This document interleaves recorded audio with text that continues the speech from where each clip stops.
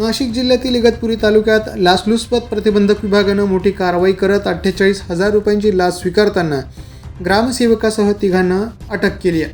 विकास कामांचे उर्वरित देयक मंजूर करण्यासाठी 5% दलालीची मागणी करण्यात आल्याचा आरोप आहे. धारगाव ग्रामपंचायत हद्दीत एका शासकीय ठेकेदारानं ई-निविदा प्रक्रियेद्वारे सुमारे 13,70,000 रुपयांची 6 विकास कामं पूर्ण केली होती. या कामांपैकी 5 कामांचे सुमारे 9,70,000 रुपयांचे देयक मिळाले होते. मात्र उर्वरित बिल मंजूर करण्यासाठी ग्रामसेवक बाळू अंतू मांगटे यांना 5% दलालीनुसार 48,000 रुपयांची लाच मागितल्याचा आरोप आहे. लाच न दिल्यास देयक मंजूर केलं जाणार नाही अशी धमकी ठेकेदाराला देण्यात आल्याचं तक्रारीत नमूद करण्यात आलंय. त्यानंतर संबंधित ठेकेदारानं नाशिक लाचलुचपत प्रतिबंधक विभागाकडे तक्रार दाखल केली.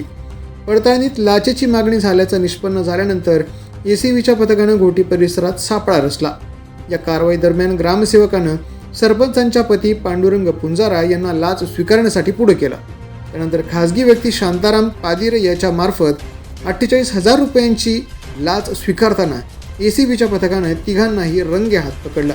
या प्रकरणी घोटी पोलीस ठाण्यात तिघांविरुद्ध गुन्हा दाखल करण्याची प्रक्रिया सुरू असून लाचलुचपत प्रतिबंधक विभागाने नागरिकांना कोणत्याही शासकीय कामासाठी लाचेची मागणी झाल्यास तातडीनं एसीबीशी संपर्क साधण्याचं आवाहन केलंय.